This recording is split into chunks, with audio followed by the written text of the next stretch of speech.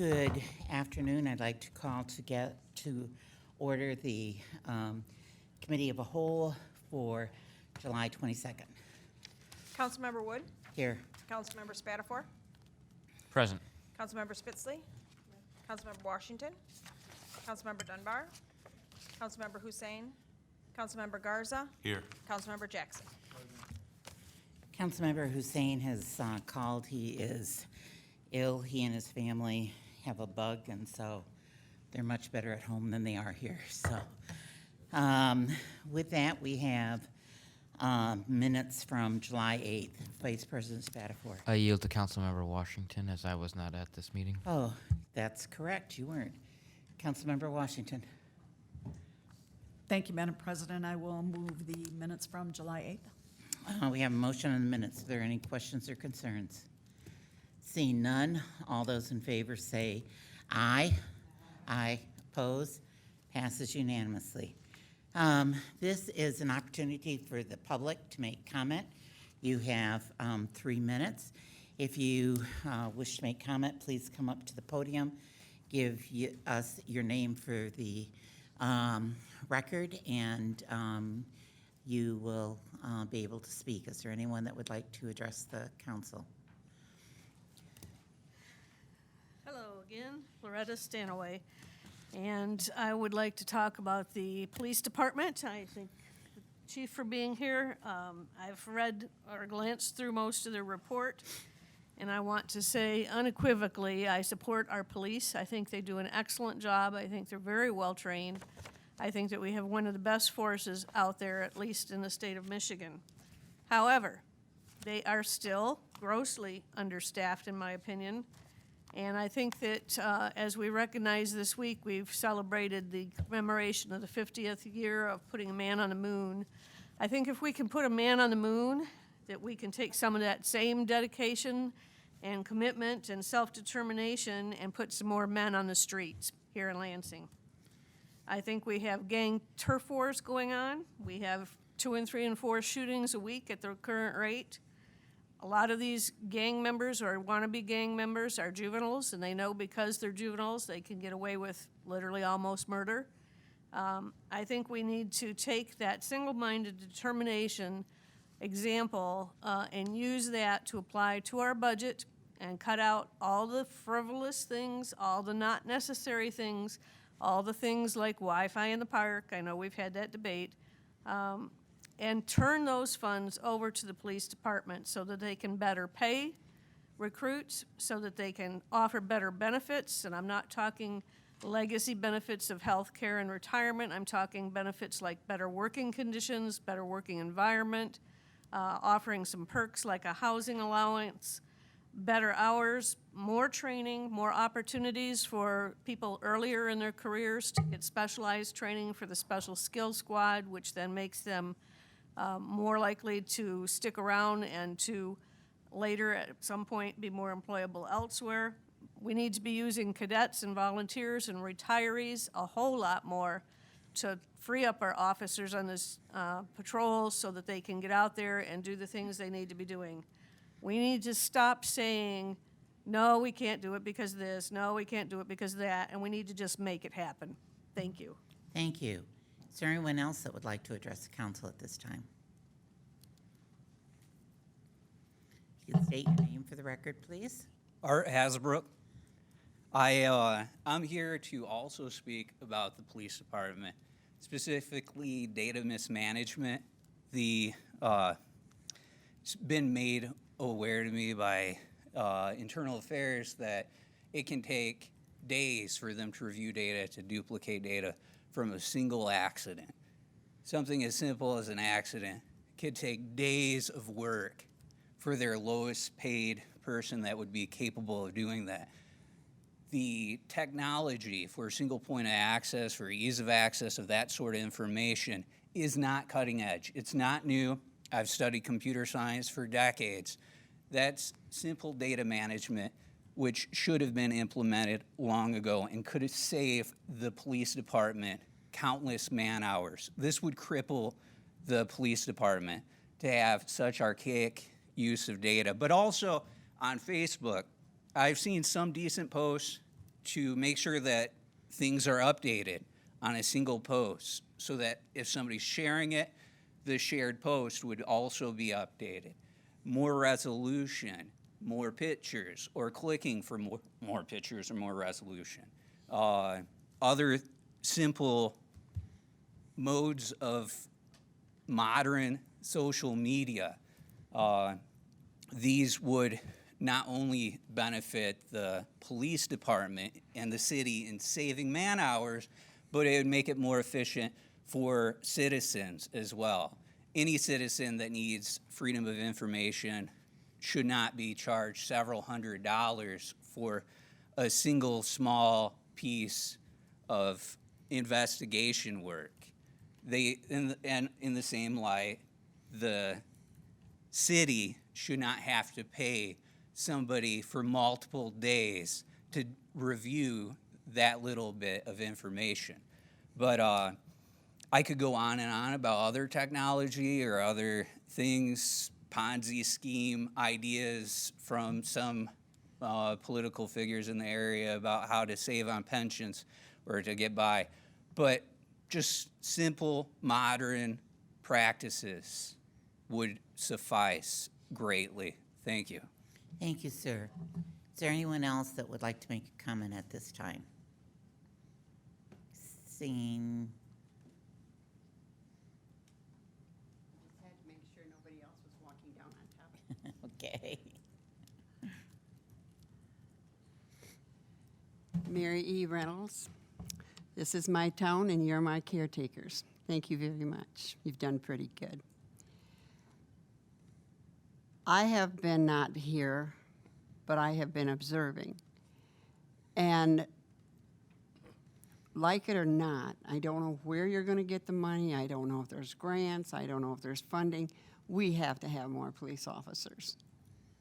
We have to have more updated equipment. I have no knowledge, and I'm probably talking before the horse comes through the barn door, because he's going to, well, you're not a horse, but he's going to be giving his things tonight. But in this day and age, and do we have gangs? No, we have a lot of wannabes. Do we have some badass little boys? Yeah, mom and dad didn't put them in a corner or spank their butts, but so be it. That's on mom and dad. That's not on the police department. Thank you all. Thank you. All right, with that, we will move on to our agenda item. And the first item on our agenda is the presentation from the Lansing Police Department on their annual report. Chief Yankowski, if you would come and take a seat. And if you can make sure that the green light is on. All right. And council members, you have either on your iPads or in front of you the report. Good evening. Good evening. I want to thank you for the opportunity for me to present the Lansing Police Department 2018 annual report. You know, it's always an honor and a privilege for me to represent the organization on anything that we do, but more importantly, at the end of the year, to really explain the outstanding work and the exemplary work that our police officers and our civilian staff does each and every day.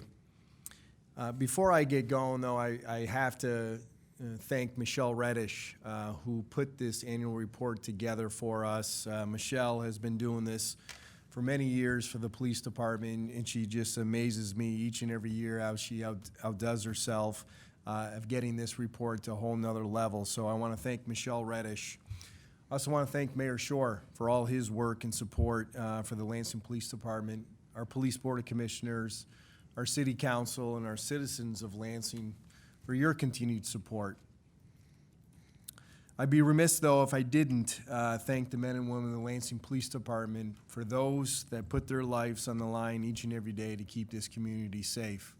Each and every day I'm amazed to hear about the stories of courage, bravery, compassion, acts of kindness.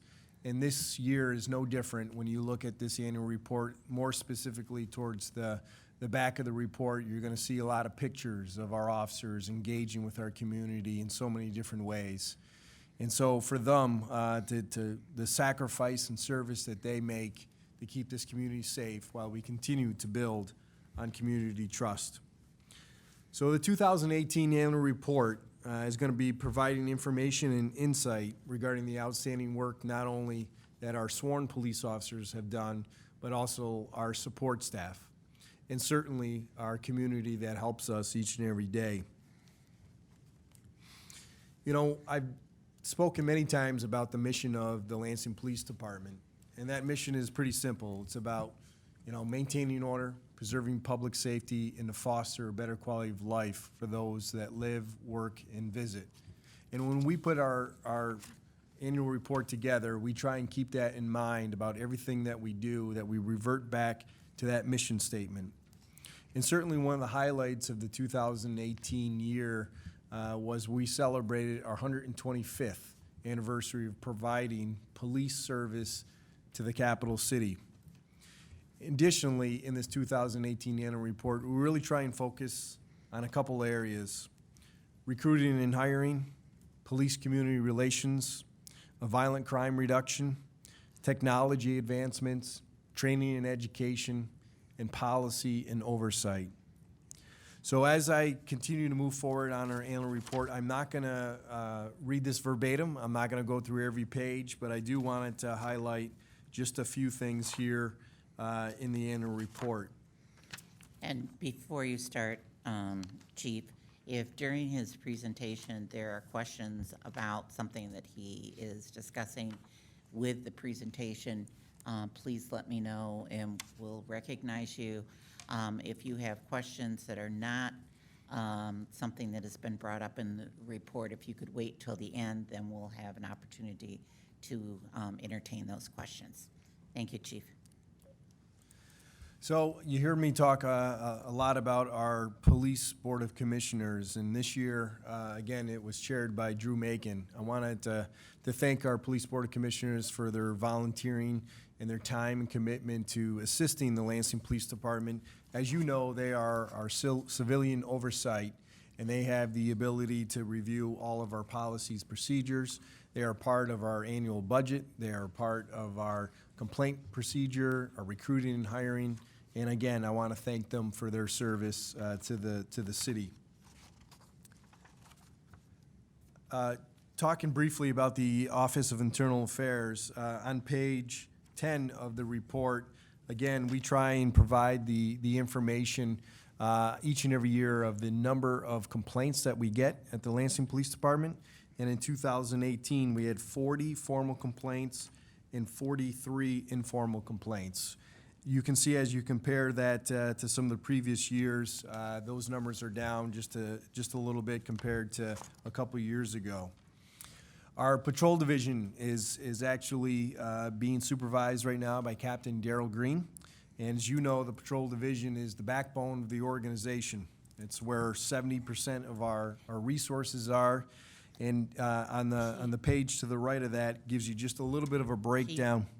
Before you go into Captain Green, on the Office of Internal Affairs, can you explain more so for the audience the difference between an informal and a formal complaint? Yep, so a formal complaint is, well, let me back up and say that anytime that a citizen comes forth and wants to provide information or to file a complaint, they have a couple options. They can do so with the Office of Internal Affairs, or they can do so with the Commissioner Investigator, who is a civilian. Once they have those opportunities to where they wanted to file that complaint, all investigations get investigated by Internal Affairs or a command officer. The difference between the formal and the informal is that through the formal process, they are then, if the complaint is sustained, they are subject to discipline, anywhere from a training, counseling notation up to termination. Whereas an informal complaint is an opportunity for us to document that complaint, still potentially provide training or coaching to that employee, but it's not handled as a form of discipline. So our citizens are always given the option whether they want to file a formal or an informal complaint. And we'll also tell you that we do that for employee-based complaints as well, and those employee-based complaints are generated within the organization. Thank you. Patricia, did you have a question? Okay. So some of those stats that I wanted to point out, as you can see here in 2018, the number of written reports that our police officers wrote, 14,345. Our calls for service for the year were just over 81,000. And again, you talk about so much of our community engagement. We attended almost 350 community meetings in 2018. Chief, on the written reports, does that include traffic reports? Is that in that number as well? Yes, it's anytime a police officer took a written report. So it's our records management system and our accident reports. Okay, thank you. Talking about our community service unit, over the last 5 years, we've expanded this unit to include now up to 11 community policing officers, 3 school resource officers, our neighborhood watch officer, and a supervisor that oversees that. Throughout the year, between our community meetings and our community events, the Lansing Police Department attended over 500 community outreach events. So again, our community service unit really speaks to the core of what this organization is about, community policing. And we're very fortunate to have our community policing officers, and I have to give a special shout out to Kasha Osborne. Anyone that has had some time with Kasha knows what an unbelievable asset she is to the Lansing Police Department in the city of Lansing. Moving into 2019, I think I mentioned it, but if not, I want to clarify. We did add a 11th community policing officer to that unit as well. We talk about GREAT a lot, and GREAT is a gang resistance education and training. In our GREAT program, we brought back in 2013. We currently have 8 of our police officers that are going into the schools 4th through 6th grade that are teaching kids to make good choices, to make decisions that aren't surrounded around violence. And so when you look at the number of shootings that we've reduced over the last 5 years by almost 50%, we do attribute some of that here to our GREAT program. And it doesn't just stop in the schools. In the summertime, you'll see that GREAT van in and around the city of Lansing on events.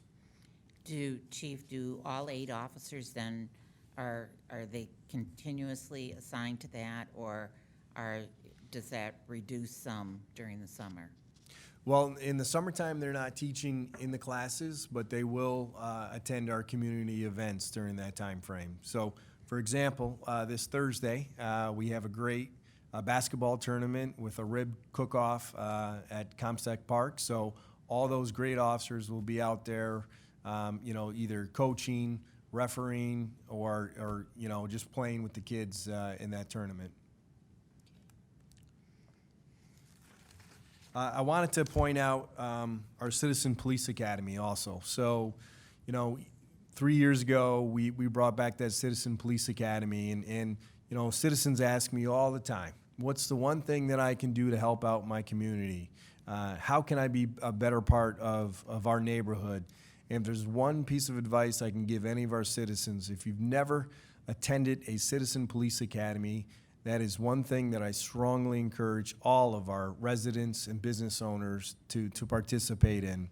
That Citizen Police Academy, it gives not only, the candidate an opportunity to learn a little bit about the police department on a day-to-day operations, but it also allows us to learn from our community as well. And so sometimes we even get good ideas and different ways of policing our neighborhoods through the Citizen Police Academy. So I strongly encourage our citizens to participate in the Citizens Police Academy.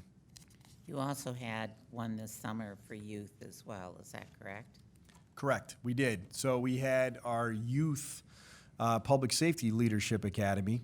And that was our 4th year, and we had our largest group yet. We had 30 kids that participated in that. So, you know, that's a Police and Fire Youth Leadership Academy. And what were the ages? The Youth Academy is 8 to 14 years old, 8 to 14 years old. Our Special Events and Traffic Unit, I just wanted to take a second to recognize the leader of that unit who just recently retired. So Sergeant Leith Curtis was in charge of our traffic unit and special events for 5 years. And I got to tell you, you know, he changed the way that we did business. He changed the way that our citizens, you know, interacted with our police officers on those events. And I told him as he was retiring, you know, he actually brought community policing to a motorcycle unit. And it's not easy to do when you're handing out tickets, but, you know, he had that leadership style that really, you know, oversaw all of our major events here in the city of Lansing. And as you know, because you've experienced those over the years, what a tremendous job and a safe environment that he always provided here in the city of Lansing. So I just wanted to thank Sergeant Leith Curtis for his 25 years of service. Just kind of also an update on the parking enforcement unit. As you know, a couple of years ago, we took over the supervision of the parking enforcement unit. Last year, they wrote over 30,000 tickets, parking tickets, and there has been a change in direction as far as who they're going to be reporting to. So they're going back to the parking division, and they started that a couple months ago here in 2019. Our Honor Guard. I want to mention our Honor Guard. You know, this is a volunteer program within the organization. It's an important program that anytime that we have special events or we lose someone in the line of duty or through, you know, our retirees that pass away, our Honor Guard is there to make that event a little bit special for the family. And I wanted to mention that, you know, for the first time in almost 15 years, we finally now are going to have a state of Michigan law enforcement memorial museum right here. And on Saturday, July 27th, we are having the opening ceremony, and we encourage our citizens to attend that event as well. But I wanted to thank our Honor Guard for their outstanding job. And where will that be, Chief? So it's going to be just down from the Hall of Justice, and it's off of Allegan. And if you are if you're going to be down there on Saturday, it's at 3 o'clock. And I know we have a busy day here in the city on Saturday, but 3 o'clock is where the memorial was going to be taking place. Okay, thank you. I want to touch a little bit on the Explorer post. You've had an opportunity to see some of our young kids, our future police officers. And again, in 2018, it was no different. We have won the state competition 4 out of the last 6 years. We have anywhere from 30 to 36 kids that have been participating in that. And when you look at that group, you look at a young, diverse group of kids that are committed. You know, when you talk about the state of Michigan, the Lansing Police Department is well known as having the best Explorer program in the state of Michigan, and I want to thank Lieutenant Matt Kreft for his outstanding leadership. Over the years, Chief, of the Explorers, how many have transitioned into the police department? You know, I don't have that number, but I can tell you that it's significant, and it's more significant in the last 5 years as well. For example, we had recently promoted Rob Backus to the rank of captain. Rob was an Explorer for us many years ago. You know, took on that leadership role and developed those kids, and now, you know, he's in that position where he can continue that program at that captain level. But you're seeing more and more of just about all of our cadets are coming through as Explorers.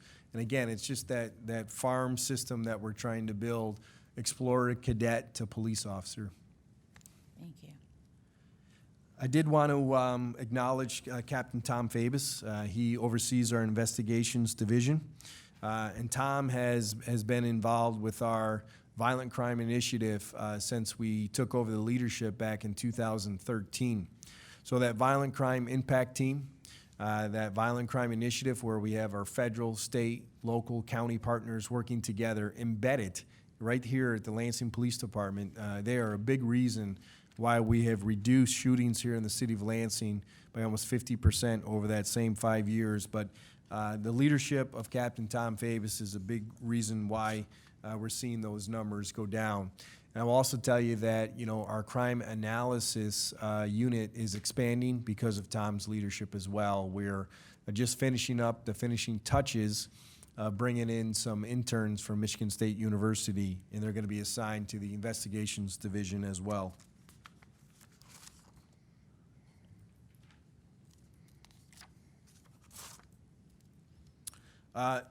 Moving over to the Administrative Services Division, a couple years ago, we kind of reset the organization and you know, combined some of our staff services with our Administrative Services Division. But again, as you can see a theme here, we're saying goodbye to another outstanding police officer at the Lansing Police Department. We said goodbye to Eric Eichenberg, who was a captain for us July 13th, and Eric oversaw our Administrative Services Division.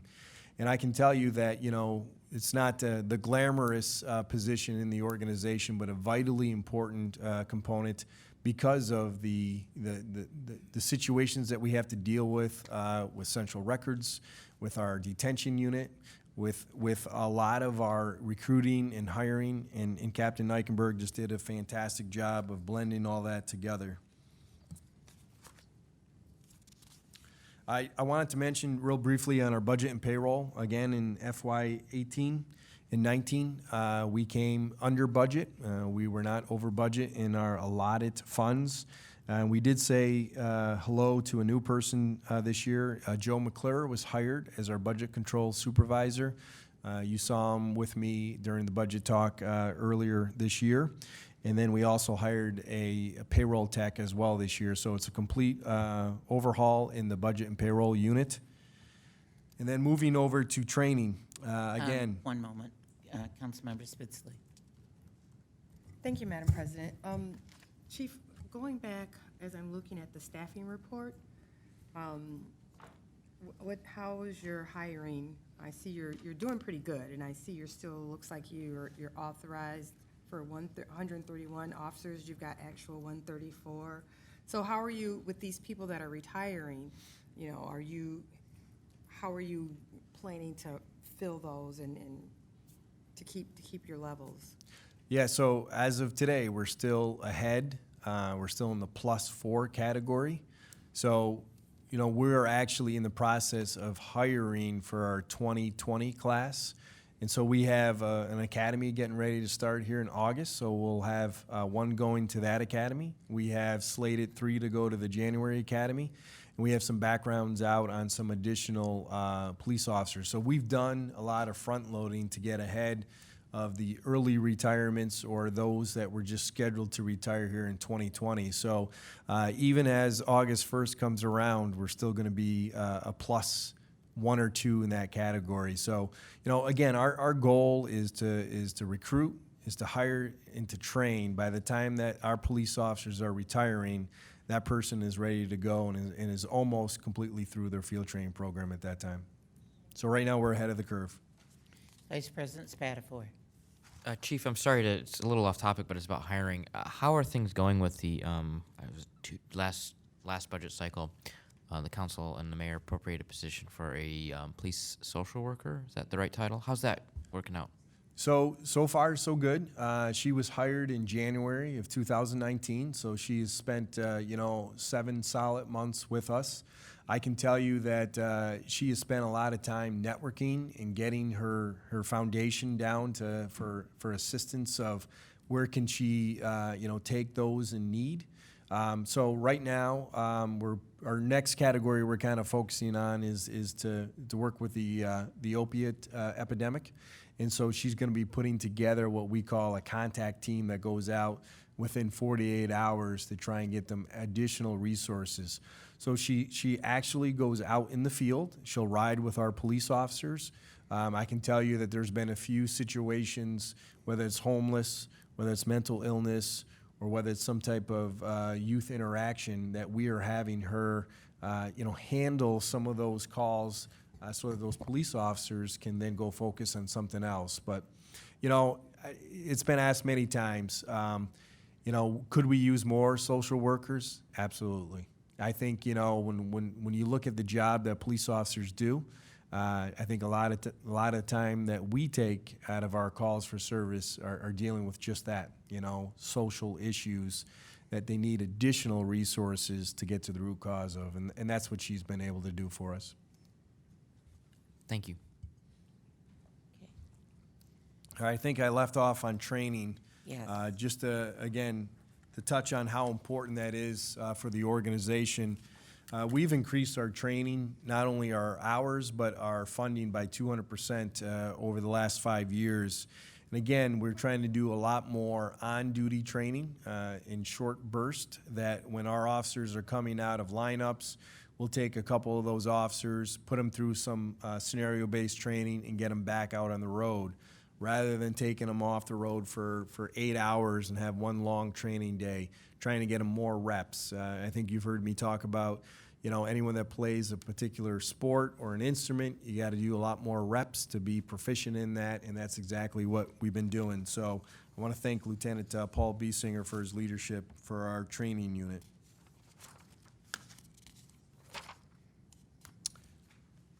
Our START team, our Special Tactics and Rescue team, I want to just touch briefly on it. We talk so much about, when things get violent and we need some extra resources, certainly this team is trained to a different level. They have different levels of equipment.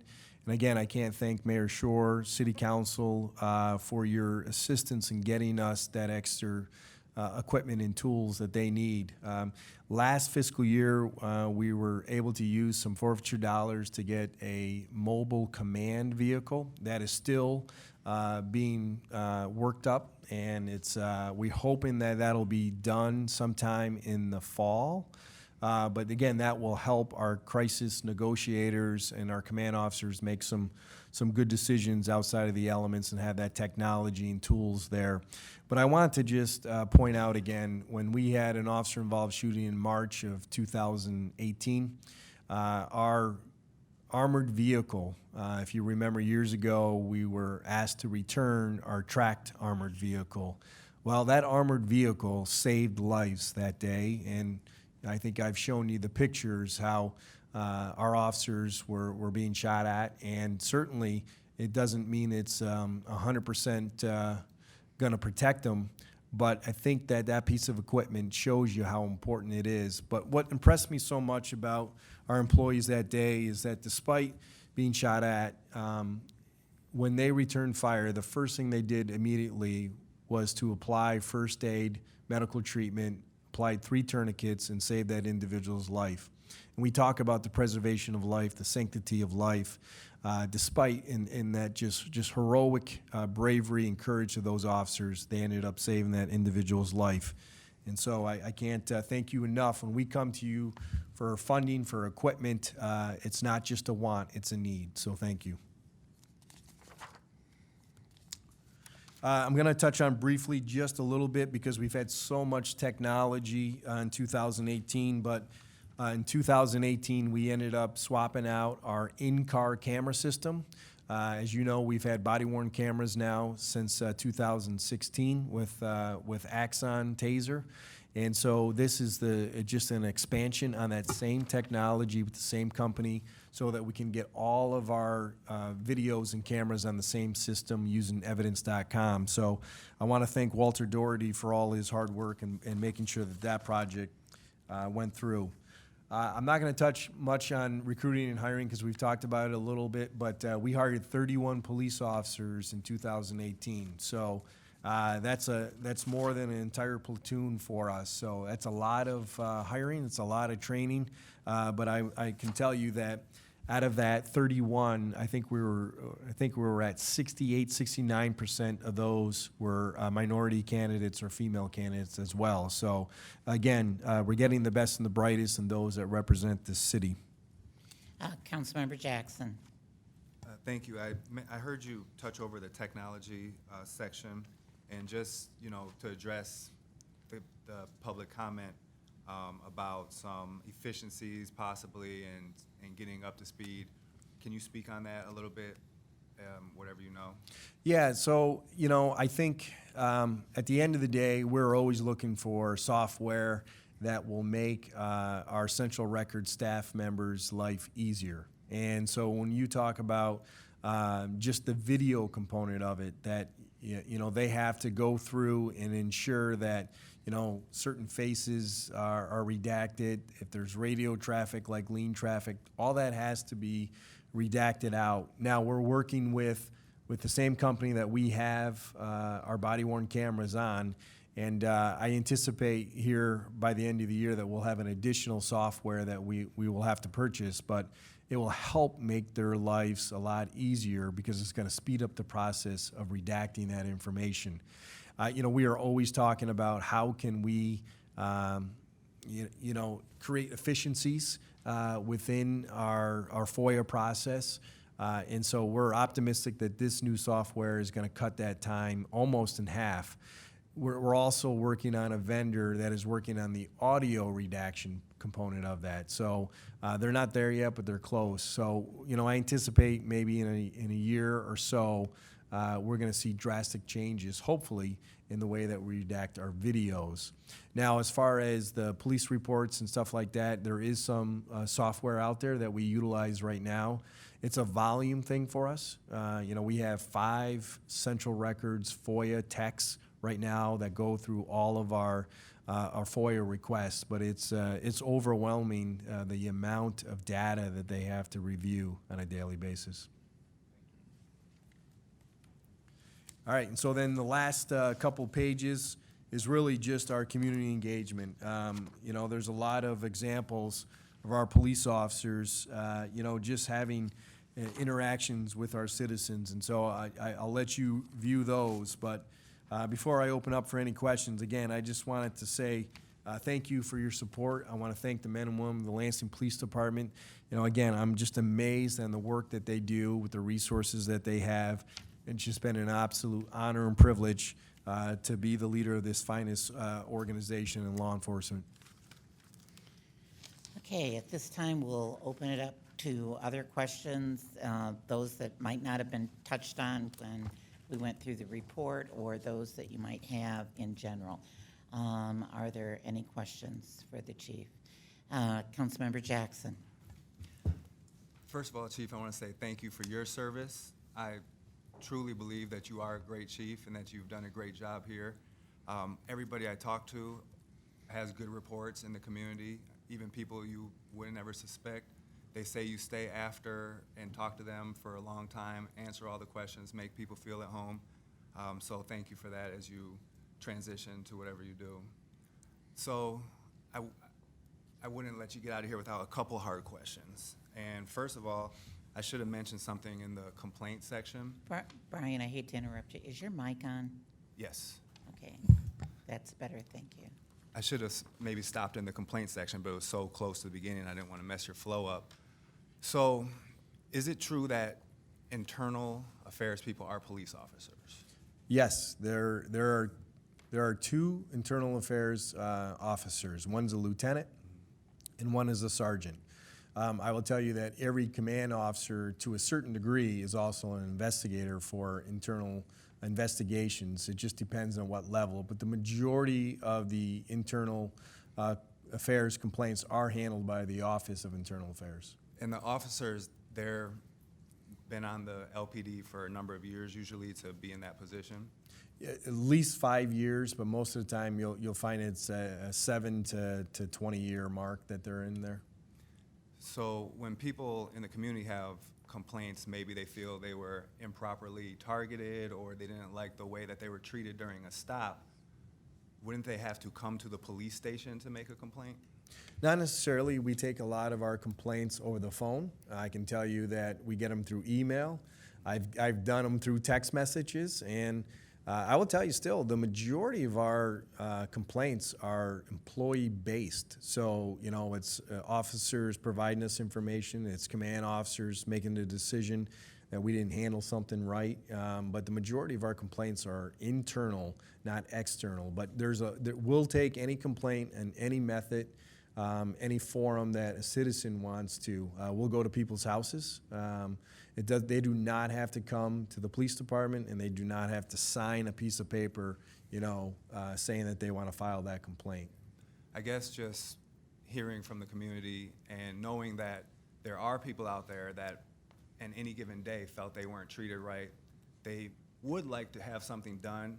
They may not know exactly what to do, and people say you have to go to the police office, you have to make a complaint to the police department. I guess as far, would you support a different practice of handling complaints other than the police policing the police as far as best practices? Yeah, I'll make two comments to that. Is that there is another option for them. Yes. They have the civilian citizen commissioner investigator. They are not a Lansing police officer, and so they can go to that individual to file a complaint. But I think I would also say that I think the track. Just to interrupt you, Chief, they're not housed in the police department. Correct. They are not housed in the Lansing Police Department. They are housed in City Hall. But again, they go out to people's homes. They go out to community meetings. They are out there in the community that, you know, people do not necessarily have to come to the Lansing Police Department to file a complaint. There is a citizen commissioner investigator. But I will also tell you that I think our track record speaks for itself, is that, you know, we hold our employees accountable, and that, you know, we have high standards. If our employees do not meet those high standards, then they are held accountable. And sometimes accountability means training, and sometimes it means termination. It all depends on the facts of the case. But again, you know, there is a citizen investigator that our public can utilize if they don't feel comfortable coming to the Lansing Police Department. Okay, just a few more follow-up. Didn't you say all investigations are done by Internal Affairs at some point? Like, doesn't it get to Internal Affairs? Well, the Internal Affairs is the keeper of the records. So, you know, we have computer systems and programs, but if the citizen commissioner and investigator completes a report, it does come back to the Office of Internal Affairs because they are the keeper of those files. But everything gets funneled through because there's a number of systems, there's due process rights that need to be followed, so there has to be a central depository of that information. But the Office of Internal Affairs handles all the paperwork. But if the commissioner investigator does an investigation, he's independent, but he will forward his report. Because keep in mind, don't forget, we have our Police Board of Commissioners that has a subcommittee of 3 that meets with the commissioner investigator once a month, and they go over all the complaints, whether they're formal or informal. They get to see the disciplines, and they can make a recommendation to the chief of police or the mayor if they don't feel like the case was handled appropriately. Okay. So I noticed the trend of decreasing numbers of formal and informal complaints since 2015, and I would just caution that that might not necessarily mean that there's fewer incidents of conduct that could be worthy of a complaint. I would more tread to the fact that people are concerned to report anything to the police when they're dealing with the police. And I know you've heard this before through outside groups, just about being open to a possible better way where there would maybe even be more people comfortable enough coming forward to make a complaint. Yeah, so I want to say it was 2016. We brought in Judge Grant from Cincinnati, and she oversaw the Civilian Oversight Board in Cincinnati. And we had a nice community gathering at Union Missionary Baptist Church, and we had a nice open dialogue about how could we improve our process here in Lansing. And, you know, Judge Grant at that point in time said that we were well ahead of the curve compared to national police organizations and communities. Now, I'm not saying that there's never room for improvement, but we did we did participate in a roundtable discussion and dialogue about how we could improve our process here in Lansing. We brought in an outsider to look at our policies and procedures, and so, Judge Grant felt that, Lansing's model was sufficient in doing a good job of capturing complaints, having that citizen oversight, but also, having two ways that a citizen could file a complaint that was totally separate from the police department. But, again, we're open-minded. If we can make improvements, at the end of the day, whether it's the Lansing Police Department Internal Affairs or a citizen investigator, the outcome should be the same. And I would encourage council members, there's brochures about the complaint process to get some of those and be sure that you're distributing them if people have questions. I've got Vice President Spatafor, Councilmember Spitzley, and Councilmember Washington. No, because it's a committee meeting, I was just going to address Councilmember Jackson's concerns. I think that you raised some interesting points, but the procedures for this was actually updated in 2016, I think in response to a lot of the stuff that the chiefs talked about, and there is a completely separate process outside of calling LPD if you do have a complaint. I think for folks watching at home or who might be concerned, Section 200.7 of the Lansing Police Department Manual lists out that process, and I think it's, if you're having folks who are concerned about that, definitely refer them to the many other ways to allege a complaint against LPD if necessary. But appreciate the chief's answers on it. Thank you. Okay, just one moment. We've got two others, and I'll come back to you. Councilmember Spitzley, and then Councilmember Washington, and then Councilmember Jackson. Thank you, Madam President. And I think that having Councilmember Jackson ask the questions and you providing those answers is important, so I appreciate you doing that. I think another mechanism is through the city attorney's office, where someone can file a complaint if they're not comfortable going through the police department. But one of the things that I wanted to just say real quickly is, again, I do appreciate your service. And I thank you for your service to the city of Lansing. I do remember when I first came on council about 4 years ago, we were talking about diversity and how to get more, your police force more diverse. And you jumped in with 2 feet, both feet running, and, implemented policies and reached out to make your police force more diverse so that it looks, like the residents of Lansing. I'm not saying we're there all the way, but I do appreciate the fact that you recognize that that was an issue and you put steps in place to address the diversity or the lack of diversity on your police force. So again, I definitely appreciate your service. I appreciate your service, so that's good. Thank you very much. You're welcome. And just, I think, it takes time, right, to change that organization. So if you hire someone, they're there for 25 years. So, when your numbers are a little low where they need to be, it's going to take time. But, I think it's important that, you supported giving additional funding so that we could hire and sponsor people into the academies. And that's where our diversity is coming from, to the point now that the city of Lansing, the Lansing Police Department, is nationally recognized as a best practice for recruiting, hiring, retaining diverse police officers. So, it's taken us a couple of years to get there, but because of the financial support, that's a big part of it too.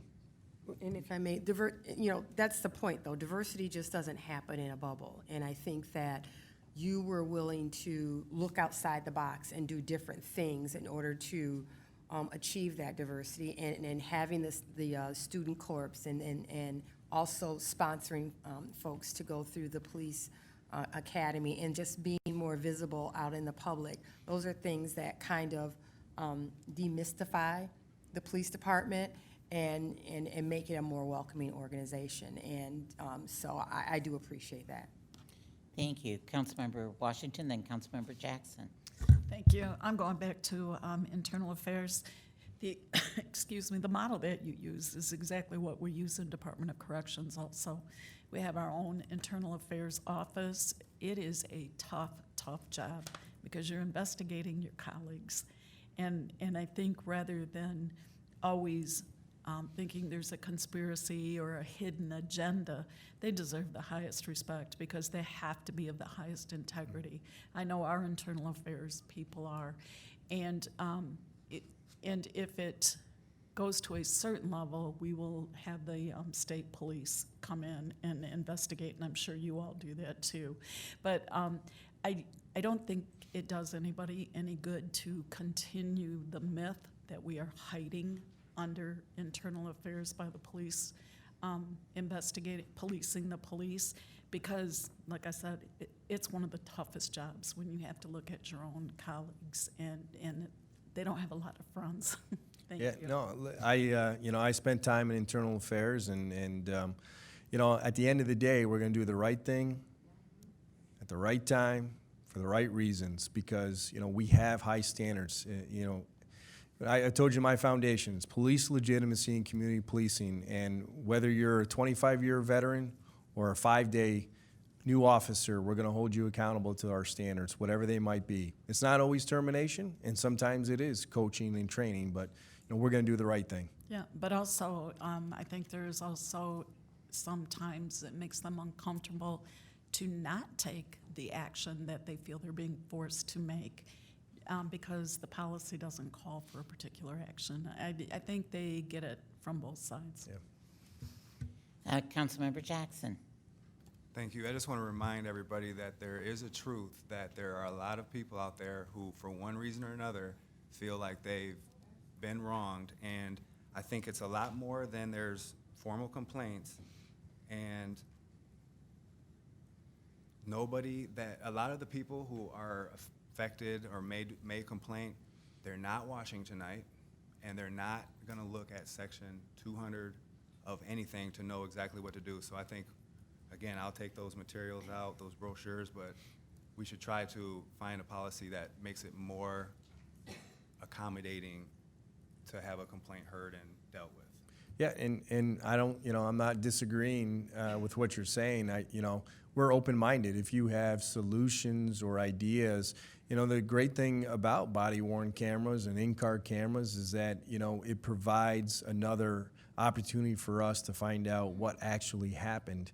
And certainly it's validated a lot of the work that our officers do, but it's only a piece of the puzzle. And, if you have suggestions on how we can be more welcoming in an open setting that people feel more comfortable to come forward, because listen, if we can improve as a police agency, we want to do that. That is our goal, is to be perfect. We know that human beings aren't perfect, and then we strive to be perfect all the time, but we hope to hit excellence along the way. Just one of the things I want to point out is back in 1998, we actually passed the ordinance that instituted a citizen investigator. And this came out of a cry from the public feeling that their issues might not be being heard or followed through on. And that was why the council at that time put forth that ordinance. And we have had that ever since. I think the important part for us as a body, and I have encouraged both the Board of Police Commissioners, and I've encouraged Joan Jackson Johnson, which is the department that the citizen investigator is in, that we are making sure that we're passing out the information, just like we're doing for front yard parking and barking dogs or anything else. When you're at those neighborhood meetings, things like that, you pass that information out, and it might not be the person that you're handing it to, but they might know someone else that can utilize that information. So it's important for us to also be that conduit that's out there passing out the information. And I know at one time, Mr. Brantley was going out to neighborhood meetings. I don't know lately, whether he's still doing some of those, but I know he's at community events and other things like that. So I'm sure that If any of you are having a constituent meeting, I'm sure that Mr. Brantley would be glad to come out and talk about the process with you. Having said that, I too want to thank you for your service, Chief. I've known you for almost as many years as that you've been here, and we appreciate that. And that was one of the reasons why we decided to put the annual report on tonight, was to make sure that you had an opportunity to speak to the report, that you were governed over the responsibility of the men and women of the Lansing Police Department. We realize that this has been a challenging years for you when we look at where we've had to lay off officers, to passing a police and fire millage, to now front loading. We have gone the gambit. We also understand that, and again, back when you started, we're 100 officers down from what we were. And that was through attrition, and that does make a difference out there. We all understand that. But we are where we are today, and we do thank you for the progress that you've brought to our community. We also, we're going to have you up here next Monday night to thank you again. But while we're here, we want to thank you for that service and dedication. And we realize that anyone who's in a leadership role, there is definitely a play upon the family and the amount of hours and time that it takes away from events with the family. And we just thank you for all of those. So with that, I don't think that there are any other questions, and we thank you for being here this evening. Okay, thank you for the opportunity. Appreciate it. Okay, that takes us on to the next item on our agenda, and that is a discussion on changing the calendar for council meetings. You were sent a memo and the proposed resolution. This came up as a discussion in our leadership meeting with Vice President Spatafor, and we wanted to have the discussion out here. We realize many people have put their calendars together based on what was out there, so wanted to know how council members felt about this. Again, looking at some of the changes had to do with the November 25th meeting, canceling that. That is the week of Thanksgiving. And then adding, we already have a council and committee of a whole scheduled for December 2nd, but we would then add an additional meeting in December for December 9th. So this is open up for discussion. Yes, Vice President Spatafor. Just a point of clarification, we'd move the December 9th meeting to December 16th. So we don't have, To the 16th. Yes, yes. Yes, I'm sorry. it's all right. Just wanted to make sure it was To the clear. 16th. Sorry about that. Okay. No. Okay. Are there any other? Yes. Just tell me when to show up.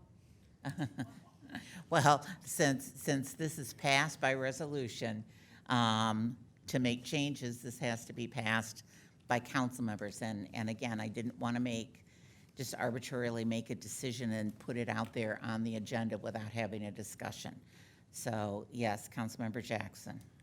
I can probably support moving it. I don't have a problem. I'm just curious on, I guess I just don't know why right now. What, like, is there something foreseeable where?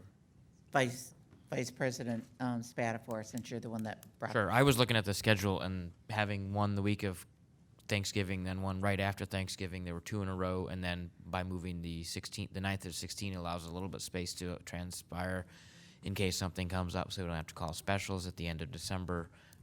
It allows for the schedule to be a little bit more evenly distributed, and the week of Thanksgiving to have no meeting that week.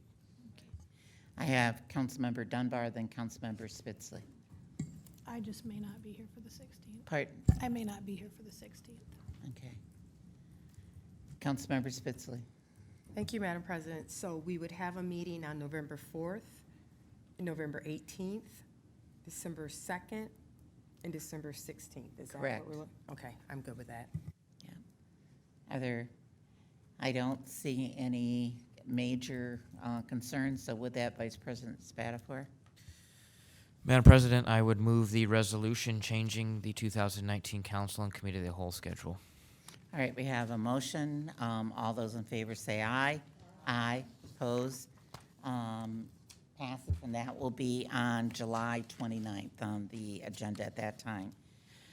Next, if you remember, we had a discussion at the last council meeting, or Committee of a Whole meeting, that we were going to look at doing a resolution about fireworks. We talked about the fact that these changes can only happen through the legislature, and so it was recommended that we do a resolution and send it to the state legislature, requesting that they take a look at this. Mayor Shore at the time said that he was willing to sign on, and we have in the be it further resolved clause that a letter of support of this resolution will also be coming from Mayor Shore that will go along to our legislators. Are there any questions about this resolution? Seeing none, Vice President Spatafor. Madam President, I would move the resolution with the council appeal to the state on fireworks law changes. All right, we have a motion. Are there any questions or concerns? Seeing none, all those in favor say aye. Aye. Opposed, same sign. Under other, on the dais, you have a late item coming out of public safety, which will be introduced tonight at the council meeting and for action. The Public Safety Committee has been dealing with the property at 3801 Walton for some time. We have worked through 2 community police officers, as well as had letters signed by the property owner stating corrections that he would make to the property, anywhere from code issues to building safety issues to criminal activities and things that were going on there. Over a period of time, we have received promises that something would be done, or that he would follow the letter that had been signed by the property owner and the city attorney's office, and that was back in March. We still have a list of items that have not been taken care of. The community police officer has been working diligently to try to work with the property owner. We're getting nowhere. So the Public Safety Committee is asking the city attorney's office to follow through, and we've declared this property a public nuisance and asked the city attorney's office to go through the appropriate legal procedures on a nuisance property. This is something that would be filed in court. Vice President Spatafor. Just a question real quick. I trust the committee's done all the work on this, and I have no problem supporting the idea. We're not invoking section 206.2 to issue subpoenas at this point in time, correct? No, we will not be doing, this is not one that will be handled by the council Gotcha. in doing an Okay. investigation. 206.1 met reference, just I wanted to clarify. Okay, thank you. Yes, this will be handled in court. So depositions and that will be gathered by the city attorney's office, as well as all pertinent information, and then they will take it to court based on the state nuisance law. Councilmember Spitzley. Thank you, and then Madam President. And- Councilmember Garza. Thank you, Madam President. And I just want to shed just a little light on it too. Being on public safety, but just being on council for the last couple of years, this isn't something that we've entered into lightly here. I think that the record will show that the Public Safety Committee has, and the City Attorney's Office has met with this person and is giving them numerous opportunities to work with us to try to come into compliance. You know, it's what's really unfortunate is that it just seems like it's the least of people, you know, that this is impacting. And it is a safety issue, it's a health issue. And so I just don't, I didn't want people to think that we just kind of woke up and decided that we were going to declare this place a public nuisance, because it's been a very long process with ample opportunities given to the landlord or the owner to work with us to come into compliance. Thank you. And before I call on Councilmember Garza, I just also want to say that in our meeting today, we were informed by the community police officer that he is now intimidating the tenants, that threatening them and making them feel that if they make any complaints to anyone about their property, they will be kicked out of the property. So it's just become a very difficult situation. There are 14 apartments in there, and the other thing that we would be doing is working with Joan Jackson Johnson's department as we move through this, so that the people that are in those apartments will be have services and the things that they need. Councilmember Garza. Thank you, Madam President. So I'm not on the Public Safety Committee this year, but yes, last year was my first year being on council as well as public safety, and this is an issue that was been going on prior to my stepping foot on council. But as of last year, I mean, this consumed the majority of our Public Safety Committee meetings. I walked the property a dozen times. I met with the past community police officer and current community police officer, and you know, we thought we were moving in the right direction. We had a couple meetings with the city attorney's office, and it just seems like it's just a show. I mean, not only that, but the property manager on site, they're having problems with, very unprofessional. Public safety issues, huge. I mean, smoke alarms, I mean, maybe one of them was working in the whole building. And from my understanding, it's a 16 unit. You know, there's 2 sides of 8, and 2 of them were not able to be occupied because of poor conditions. But, so we had Steve Swan, one of the building inspectors come, and we noticed a lot of issues, you know, whether they replaced some doors and then one was installed incorrectly. But he made a lot of promises and didn't follow through, and it just seems to be taking up too much time of our community police officers. I mean, we've asked for tenant lists, lease agreements, you know, yes, promise after promise, and not following through. And it's just consuming the city attorney's office, it's consuming our limited resources of our community police officers. And I think it's time we do something about it. So like Council Member Spitzley said, I mean, this is something that we've went round and round and round about, and it's about time we help these 16 tenants out. I mean, they're living in poor conditions, and the management is not doing their job. Okay. Any other questions? Would you like to weigh in at all on the process, Mr. City Attorney? Well, the process that you're authorizing by resolution is declaring the property a public nuisance. The action probably would be a circuit court action to abate the public nuisance, a circuit court order, but there are other remedies and alternatives.